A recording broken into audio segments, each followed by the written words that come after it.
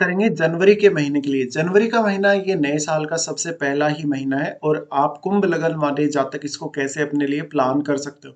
यहाँ पर ये आपका जो चार्ट आपको नजर आ रहा है ये आपका लगन चार्ट है और लगन चार्ट में ये जितने भी आपको ग्रह नजर आ रहे हैं वो आपके गोचर के हिसाब से ग्रहों की प्लेसमेंट है सिर्फ।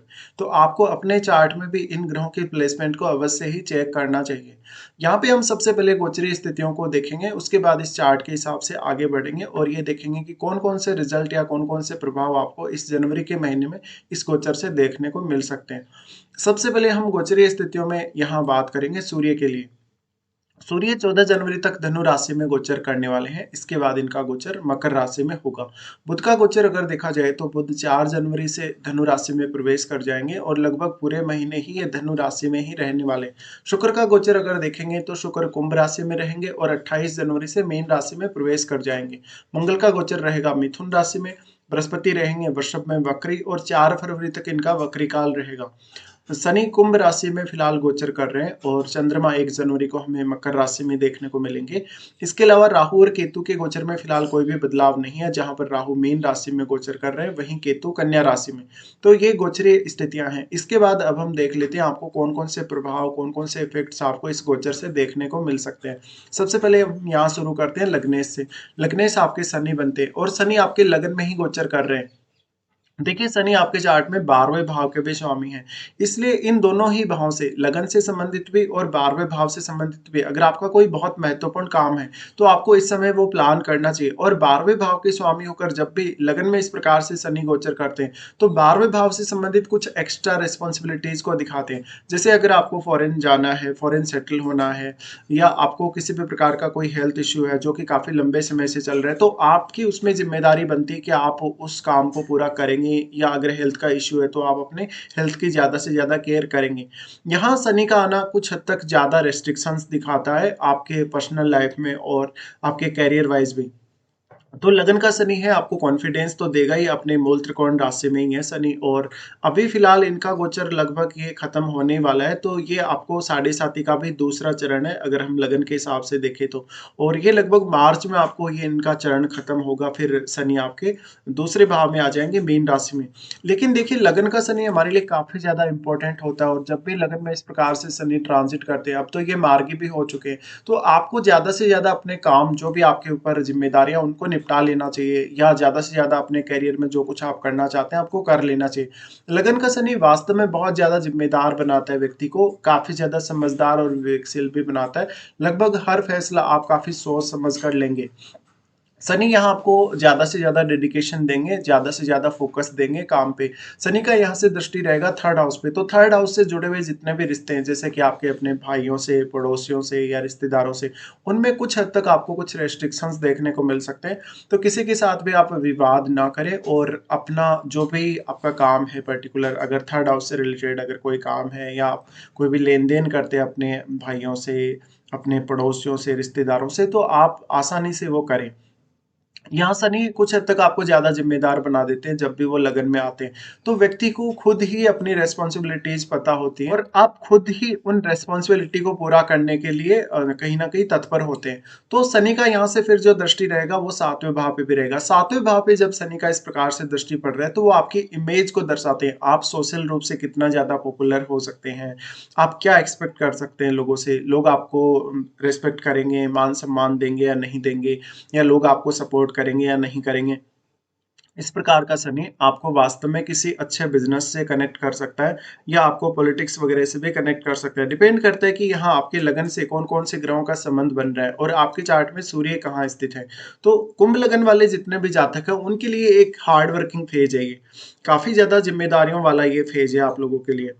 तो यहाँ पर जितनी भी आपकी जिम्मेदारियां बनती हैं, चाहे आपके प्रोफेशन को लेके हैं चाहे आपके बिजनेस को लेके हैं, वो सारी की सारी अब आपको निभानी चाहिए। शनि का फिर दृष्टि रहेगा 10th हाउस पे। 10th हाउस पे जो शनि का दृष्टि रहेगा ये आपको आपके करियर में ज्यादा से ज्यादा जिम्मेदारियां देने की कोशिश करेंगे। हालांकि इस प्रकार का शनि कुछ हद तक आपके प्रमोशन के लिए जिम्मेदार हो सकता है, तो इस समय आप अपने प्रमोशन वगैरह के लिए ट्राई जरूर कर सकते हैं यहाँ पर। लेकिन कोई बहुत बड़ी एक्सपेक्टेशन ना रखें और अगर आप मेहनत पूर्ण रूप से नहीं करेंगे, अच्छे से डेडिकेटेड नहीं रहेंगे काम के प्रति, तो आपको अपेक्षा भी कम से कम रखनी चाहिए। उसके बाद हम आगे बढ़ जाते हैं, देख लेते हैं गुरु के गोचर को। गुरु आपके चार्ट में दूसरे भाव के स्वामी बनते हैं और वो आपके चार्ट में 11वें भाव के भी स्वामी। गुरु का गोचर हो रहा है आपके फोर्थ हाउस में। फोर्थ हाउस में यहाँ वृषभ राशि में अभी गुरु वक्री होकर गोचर कर रहे हैं। तो अपने घर परिवार से संबंधित जो भी आपको फैसले लेने हैं, उनको आपको काफी ज्यादा सोच समझ कर लेना होगा। यहाँ गुरु काफी ज्यादा डोमेस्टिक लाइफ में स्थिरता को दिखाते हैं और अभी भी आपके लिए काफी ज्यादा समय गुरु आपको प्रोवाइड कर रहे हैं कि आप अपने कैरियर को भी और अपनी डोमेस्टिक लाइफ को काफी अच्छे से प्लान कर पाए। गुरु का यहाँ से दृष्टि रहेगा आपके एट्थ हाउस पे। एट्थ हाउस पे इनका दृष्टि आपके लिए काफी अच्छा माना जा सकता है। ये आपको किसी भी प्रकार के रिसर्च वर्क में बहुत ज्यादा सहायता करेगा या किसी भी प्रकार का अकल्ट से जुड़ा हुआ अगर आपका काम है तो उसमें भी आपको गुरु सहायता कर रहे हैं। गुरु का दृष्टि आपके टेंथ हाउस पर भी है। टेंथ हाउस पर गुरु का दृष्टि है तो कैरियर के लिए अच्छे से आप प्लानिंग्स कर पाएंगे। लेकिन देखिए गुरु फिलहाल वक्री स्थिति में, वक्री स्थिति में है तो पूर्ण रूप से अपना शुभ प्रभाव आपको यहाँ नहीं दे पाएंगे। इसलिए आपको कहीं ना कहीं थोड़ी सी एक्सपेक्टेशन अपने कैरियर से कम रखनी चाहिए। अब आपको ही अपना खुद से ज्यादा एफर्ट लगाना पड़ेगा। जितना ज्यादा आप अपना एफर्ट लगा सके उतना अच्छा है। आप अपनी बुद्धिमत्ता या अपने टैलेंट का कितना अधिक इस्तेमाल कर सकते हैं अपने कैरियर में, ये आपको यहाँ देखना है। गुरु का दृष्टि फिर आपके 12वें भाव पे भी रहेगा। 12वें भाव पे जो दृष्टि रहेगा उन लोगों को प्लान स्पेशली करना चाहिए। ये 12वें जो दृष्टि पड़ रही है, इनका जो 12वां जो यहाँ पे भाव पे जो दृष्टि पड़ रहा है गुरु का, ये 9वां दृष्टि है वैसे अगर देखा जाए तो यहाँ पे इनका जो दृष्टि है, जो भी लोग अभी फॉरेन में सेटल होना चाहते हैं, जिनको भी कोई बड़ा ट्रीटमेंट लेना है, जिनको भी लंबे समय तक अगर कोई बीमारी है तो एडमिट होना है कहीं, या फिर जो लोग स्पिरिचुअल प्रोग्रेस चाहते हैं अपनी लाइफ में, कोई भी इस प्रकार की प्रोग्रेस चाहते हैं, साधना वगैरह सिद्धि वगैरह की तरफ अगर कोई भी देख रहे हैं तो उन लोगों को यहाँ ट्राई करना चाहिए। लेकिन आपको इस समय गुरु वक्री होने की वजह से थोड़ा एफर्ट ज्यादा करना पड़ेगा। इसके बाद हम आगे बढ़ जाते हैं, मंगल की प्लेसमेंट देख लेते हैं। मंगल देखिए आपके थर्ड हाउस के स्वामी हैं और आपके चार्ट में वो टेंथ लॉर्ड भी है। मंगल का आपके प्लेसमेंट है फिफ्थ हाउस में। मंगल का ये प्लेसमेंट आपको ज्यादा से ज्यादा जिद्दी बनाएगा, अपने फैसलों को लेके काफी अडिग बनाएगा। यहाँ पर आपको अपनी संतान से अपने रिश्ते बिगड़ते हुए देखने को मिल सकते हैं मंगल के इस प्लेसमेंट की वजह से। अगर आपका कोई लवर है या आपकी किसी से कोई फ्रेंडशिप है तो भी आपको अपने रिश्ते पे ज्यादा से ज्यादा ध्यान देना चाहिए। यहाँ मंगल थर्ड लॉर्ड होने की वजह से कुछ हद तक अगर आप टेक्नोलॉजी से जुड़े हैं, आईटी वगैरह से जुड़े हैं तो आपको सपोर्ट कर सकते हैं। आपको काफी तेजी से सोचने, काफी तेजी से आपकी अपेक्षाओं को बढ़ाने का काम यहाँ मंगल करेंगे। थोड़ा सा आपकी क्रिएटिविटी पे भी आपको ध्यान देना चाहिए। मंगल आपके चार्ट में टेंथ लॉर्ड है, इसलिए इनकी भूमिका आपके कैरियर में बहुत ही ज्यादा महत्वपूर्ण है। और फिफ्थ हाउस में अगर मंगल आ रहे तो आपको आपके कैरियर के लिए भी बहुत सारी अपेक्षाएं देंगे और बहुत सारा एग्रेशन भी देंगे। इसलिए यहाँ आप अपने रिश्तों को बचाते हुए या रिश्तों में किसी भी प्रकार को आपको प्रॉब्लम ना हो, इसको देखते हुए आप अपने कैरियर में कितना ज्यादा अपना मानसिक रूप से एफर्ट लगा सकते हो। मंगल का अगर देखा जाए तो यहाँ से जो इनका दृष्टि रहेगा वो 8वें भाव पे रहेगा। 8वें भाव पे दृष्टि होने से आपको आपकी स्टडीज में, रिसर्च वगैरह में या कोई भी प्रकार के हायर स्टडीज में आपको मंगल सपोर्ट कर सकते हैं। इसके अलावा 8वें भाव के थ्रू कुछ गेन आप एक्सपेक्ट कर सकते हैं। ज्यादातर जो गेन होंगे आपको ज्ञान के रूप में होंगे या इंट्यूशन के रूप में होंगे। यहाँ धन से रिलेटेड कोई भी अगर आपको गेन प्राप्त करना है तो आपको खुद ही ज्यादा एफर्ट करना पड़ेगा। मंगल यहाँ केतु के साथ दृष्टि संबंध बना रहे हैं, इसलिए कहीं ना कहीं आपको इस हाउस से जुड़े हुए रिश्तों, जैसे कि अपने इन लॉज के साथ या अपने माता पिता के साथ भी अगर आपका कोई काम है विरासत से रिलेटेड तो उसमें भी, तो यहाँ पे आपको थोड़ा अवेयरनेस ज्यादा रखनी पड़ेगी। यहाँ हो सकता है कि आपको स्वास्थ्य को लेके कोई प्रॉब्लम हो। अगर आप कोई गाड़ी वगैरह काफी फास्ट चलाते हैं, काफी फास्ट ड्राइविंग करते हैं, तो यहाँ आपको थोड़ा सा सोचना पड़ेगा। और मंगल का दृष्टि आपके 11वें भाव पे भी है। 11वें भाव पे जो इनका दृष्टि है वो आपको काफी हेल्प करेगा। अपने लिए कुछ नए इनकम सोर्सेज आप ला सकते हैं, अपने लिए कुछ रेगुलर इनकम सोर्स भी आप बना सकते हैं। अगर आप मार्केटिंग जैसे फील्ड से जुड़े हैं या कोई भी प्रकार का अगर बिजनेस कर रहे हैं तो आपके बिजनेस में विस्तार देने के लिए मंगल आपको सपोर्ट करेंगे। मंगल का यहाँ से जो दृष्टि आपके 11वें भाव पे पड़ रहा है, कुछ अपने फ्रेंड्स लोगों से भी आपकी अपेक्षाएं बढ़ेंगी। तो यहाँ पे आपके व्यवहार पे, आपके जो टैकल करने का जो तरीका है बहुत लोगों को, उसके ऊपर डिपेंड करता है। कुछ हद तक आपको मंगल यहाँ लीडरशिप के मामलों में भी सपोर्ट कर सकते हैं। तो आप बहुत सारे लोगों के साथ कनेक्ट होकर ज्यादा से ज्यादा फायदा उठा सकते हैं मंगल के इस प्लेसमेंट का। फिर मंगल आपको काफी ज्यादा एग्रेशन देंगे, तो इनकी जो दृष्टि है वो आपके 12वें भाव पे पड़ रही है। 12वें भाव पे पड़ने की वजह से अपने रिश्तों को लेकर ये अच्छा नहीं है, मैरिड लाइफ को लेकर भी ये उतना अच्छा नहीं कहा जा सकता। जब भी अपने उच्च के घर पे दृष्टि डालेंगे तो यहाँ कुछ हद तक अपने पार्टनर से भी आपकी अपेक्षाओं को ये बढ़ाएँगे। इसलिए अपना अगर विदेश सेटलमेंट आपको देखना है, विदेश यात्रा अगर आपको करनी है, तो आप ज़रूर यहाँ प्लानिंग कर सकते हैं। बट यहाँ पे कहीं न कहीं आपको आपके स्वास्थ्य से रिलेटेड इश्यूज़, क्योंकि यहाँ मंगल 8वें और 12वें दोनों ही भावों को कनेक्ट कर रहे हैं, इसलिए आपको देखना चाहिए। इसके बाद हम आगे बढ़ जाते हैं और बात कर लेते हैं शुक्र के बारे में। शुक्र आपके 4th लॉर्ड है और 9th लॉर्ड भी है। शुक्र आपके लगन में ही फिलहाल गोचर कर रहे हैं और इनका युति शनि के साथ भी रहेगा। तो ये अपने डोमेस्टिक मामलों में, घर परिवार से जुड़े हुए मामलों में ज़्यादा से ज़्यादा आपको रिस्पॉन्सिबिलिटी देंगे। आपको शुक्र जब भी शनि के साथ युति करते हैं, तो रिश्तों को लेकर कुछ हद तक लिमिटेशंस आ जाती हैं, कुछ एक्स्ट्रा रिस्पॉन्सिबिलिटीज़ भी वहाँ आ जाती हैं। इसलिए पार्टनर से थोड़ा डिससैटिस्फैक्शन होना यहाँ संभावित है। इसके साथ-साथ शुक्र की दृष्टि पड़ रही है सप्तम भाव पे, तो आप कोई नए रिलेशनशिप में जा सकते हैं या आप अपना कोई एंगेजमेंट वगैरह का प्लान कर सकते हैं, मैरिज वगैरह का प्लान कर सकते हैं। इस समय जो भी आपको सामने वाला पार्टनर मिलेगा वो काफ़ी ज़्यादा स्ट्रिक्ट मिलेगा और हो सकता है कि उसके साथ आप फिज़िकली उतने अच्छे से बॉन्डिंग नहीं रख पाएँ, लेकिन आपको कहीं न कहीं प्रैक्टिकल तौर पे जो पार्टनर है बहुत ज़्यादा सपोर्ट कर सकता है सामने से। शुक्र आपके चार्ट में नवम भाव के स्वामी है। नवम भाव से जुड़े हुए कामों में अब आपको ज़्यादा एफर्ट लगाना पड़ेगा, क्योंकि यहाँ जो नवम का स्वामी है वो शनि के साथ है। तो यहाँ पे शुक्र का जो दृष्टि है 7वें भाव पे कहीं न कहीं आपकी इमेज को बहुत ज़्यादा अच्छा बनाता है, आपको काफ़ी पॉपुलर बनाता है। अगर शुक्र से जुड़ा हुआ ही अगर आपका कोई भी प्रोफ़ेशन है, तो आपको ज़्यादा से ज़्यादा अपने प्रोफ़ेशन पे ध्यान देना चाहिए।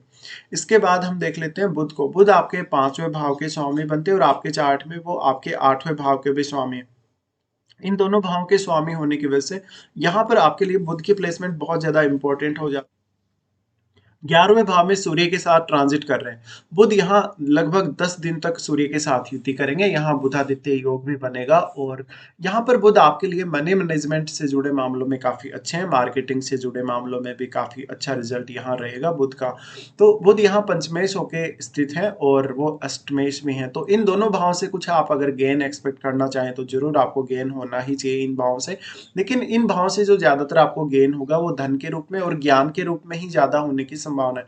इसके साथ-साथ इन दोनों भाव से रिलेटेड कोई भी इश्यू, जैसे कि 8वें भाव से रिलेटेड या फिर आपका 5th हाउस से रिलेटेड कोई भी अगर इश्यू है, तो वहाँ पर आपको अपनी जो ज़्यादा ज़िम्मेदारी या रिस्पॉन्सिबिलिटी दिखानी पड़ेगी या ज़्यादा अपने दिमाग का, अपने माइंड का, अपनी स्किल्स का यूज़ आपको करना होगा। तो कहीं न कहीं आप कैसे इन मामलों को हैंडल करते हैं, कैसे टैकल करते हैं, ये आपको देखना है। यहाँ जो बुध है आपके लिए धन संबंधी मामलों में काफ़ी अच्छी स्थिति बना रहे हैं और आपकी रेपुटेशन के हिसाब से भी ये बहुत ज़्यादा अच्छी स्थिति है। क्योंकि यहाँ 7वां और आपका 11वां भाव कनेक्ट हो रहे हैं, 7वें भाव के स्वामी आपके सूर्य हैं इसलिए। तो इस मंथ में बहुत ज़्यादा पॉपुलैरिटी मिलना, बहुत ज़्यादा आपको रिस्पेक्ट मिलना भी संभावित है और आपके कुछ अच्छे लोगों से कॉन्टैक्ट बनना, कुछ बहुत प्रभावशाली लोगों के आप कॉन्टैक्ट में आएँगे, ऐसा संभावित है।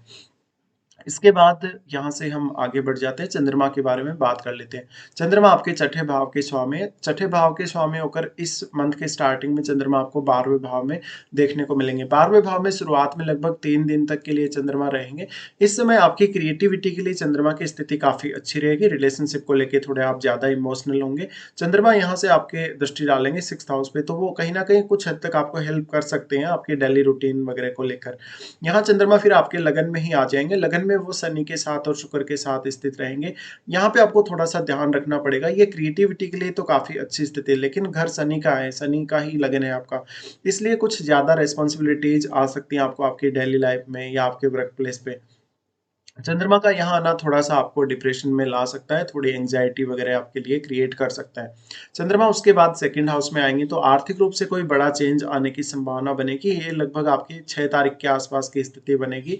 चंद्रमा का 2nd हाउस में आना आपके लिए कुछ नए इनकम आइडियाज़ भी ला सकता है, लेकिन फैमिली के साथ बहुत ज़्यादा ओवर एक्सपेक्टेशन की वज़ह से या फैमिली के साथ किसी भी प्रकार की बड़ी ऐसी इच्छा की वज़ह से आपको दिक्कतें आ सकती हैं। यहाँ आप अपने फैमिली से जुड़े मामलों में कुछ बेहतर मैनेजमेंट कर पाएँगे। आप अपने आर्थिक स्थिति को भी काफ़ी अच्छे से मैनेज कर पाएँगे। चंद्रमा की यहाँ से दृष्टि रहेगी आपके 8वें भाव पे, तो इसलिए 8वें भाव से भी आपको कुछ हद तक गेन एक्सपेक्ट करने चाहिए। चंद्रमा फिर आपके 3rd हाउस में प्रवेश करेंगे। 3rd हाउस में इनका प्रवेश आपके लिए काफ़ी अच्छा माना जा सकता है। ये आपको कुछ अचानक से शॉर्ट टूर देगा और आपकी क्रिएटिविटी के लिए काफ़ी ज़्यादा अच्छा कहा जा सकता है। फिर हम आगे बढ़ जाते हैं, सूर्य के बारे में बात कर लेते हैं। सूर्य आपके सप्तमेश है, सप्तमेश का गोचर आपके 11वें भाव में होगा। 11वें भाव में इनका गोचर काफ़ी ज़्यादा अच्छा माना जाएगा। अगर आपका कोई भी प्रकार का बिज़नेस है या आप अपने लिए कोई नया इनकम सोर्स देखना चाहते हैं, कुछ नया इनकम सोर्स अपने लिए क्रिएट करना चाहते हैं, तो ऐसा सूर्य आपको मैनेजमेंट में सबसे ज़्यादा सहायता करेगा। आपकी पॉपुलैरिटी और मान-सम्मान के लिए बहुत ज़्यादा अच्छा है। कुछ नए लोगों से आपके कॉन्टैक्ट्स जो बनेंगे, उसमें आपको काफ़ी फ़ायदा करवाएँगे। आपको सामाजिक रूप से भी काफ़ी ज़्यादा पॉपुलैरिटी ऐसा सूर्य देगा। सूर्य की इस स्थिति की वजह से ज्यादातर लोग जो भी आपके कांटेक्ट में आएंगे वो आपके साथ जुड़े हुए रहेंगे। सूर्य का यहाँ आना संतान पक्ष के लिए और अपनी लव लाइफ के लिए कुछ बड़ी एक्सपेक्टेशंस दे सकता है, बट आपको इस प्लेसमेंट को धन के दृष्टिकोण से देखना चाहिए। धन के दृष्टिकोण से काफी ज्यादा अच्छी रहेगी और मान सम्मान के दृष्टिकोण से भी। इसके साथ साथ आपके करियर में भी सूर्य काफी ज्यादा प्रगति दिखाते हैं। अगर आपका किसी से कोई पार्टनरशिप है, आप बिजनेस कर रहे हैं, तो बिजनेस में भी आपके काफी ग्रोथ होती हुई देखने को मिलेगी। सूर्य उसके बाद यहाँ से अपना राशि बदल लेंगे और आपके 12वें भाव में चले जाएंगे। 12वें भाव में सूर्य के जाने से उन लोगों को बहुत ज्यादा फायदा होगा जो लोग फॉरेन में ही सेटल्ड हैं या उनका कोई ऐसा बिजनेस है जो फॉरेन के साथ कनेक्टेड है। सूर्य के यहाँ होते हुए वास्तव में आपको अपनी डेली लाइफ को मैनेज करना भी काफी आसान होगा, क्योंकि यहाँ से सूर्य की दृष्टि आपके 6th हाउस पे रहेगी। तो कुल मिलाकर सूर्य का गोचर आपके लिए बहुत ही ज्यादा फेवरेबल है। फिर यहाँ सूर्य और बुध का जो बुधादित्य योग बनेगा, ये भी लगभग 10 दिन तक के लिए रहेगा। तो यहाँ आपको काफ़ी ज़्यादा सहायता कर रहे हैं सूर्य। इसके बाद हम आगे बढ़ जाते हैं और देख लेते हैं यहाँ पर। देखिए, हमने वैसे सभी ग्रहों के बारे में अभी चर्चा की है और राहु और केतु के बारे में अभी हम कोई बात नहीं करेंगे। ऑलरेडी इनके बारे में काफ़ी बार चर्चा पहले हो चुकी है। तो अब हम देख लेते हैं कौन-कौन से अच्छे दिन हैं, कौन-कौन से खराब दिन हैं आप लोगों के लिए इस मंथ में। सबसे पहले हम अच्छे दिनों की ही बात कर लेते हैं। अच्छे दिनों में अगर देखा जाए तो 9-10, फिर 16-17, 21-22 और 26 और 27 ये दिन आपके लिए बहुत ज़्यादा फेवरेबल रहेंगे। आपका कोई भी ऐसा काम है जिसमें बहुत ज़्यादा रुकावट आ रही है, कोई बहुत बड़ी समस्या आ रही है, तो आप इन दिनों में उस समस्या को दूर कर सकते हैं। उसके बाद देख लेते हैं कौन-कौन से खराब दिन हैं जो आप लोगों को थोड़ा परेशान कर सकते हैं। चंद्रमा का गोचर जब कर्क राशि में रहेगा तो 14 और 15 को ये स्थिति बनेगी। 14 और 15 को विशेष रूप से आपको अपने स्वास्थ्य का ख्याल भी रखना पड़ेगा और डेली रूटीन का ख्याल आपको बहुत ज़्यादा रखना पड़ेगा। इस दौरान आपके ऊपर कोई बहुत बड़ी ज़िम्मेदारी आ सकती है, आपके कुछ रुके हुए खर्चे जो कि इस समय हो सकते हैं। चंद्रमा का गोचर जब आपके 8वें भाव में होगा 18 और 19 को ये स्थिति बनेगी। इस दौरान आपको मानसिक रूप से काफ़ी परेशानी का सामना करना पड़ सकता है। मानसिक रूप से आपके ऊपर बहुत ज़्यादा बर्डन या ज़िम्मेदारियाँ रह सकती हैं। इसके साथ-साथ आप अपनी मेंटल हेल्थ का भी ज़रूर ख़्याल रखें। चंद्रमा का गोचर जब कैप्रिकॉर्न में होगा यानी मकर राशि में, तो 28 और 29 को ये स्थिति बनेगी। इस दौरान आपको विशेष रूप से अपनी हेल्थ का ख़्याल रखना चाहिए और आपका कोई भी डिसीज़न गलत ना हो, इसके बारे में भी आपको ध्यान रखना चाहिए। तो कुल मिलाकर हम यहाँ अपनी चर्चा पूरी कर चुके हैं। फिलहाल आपको वीडियो देखने के लिए धन्यवाद।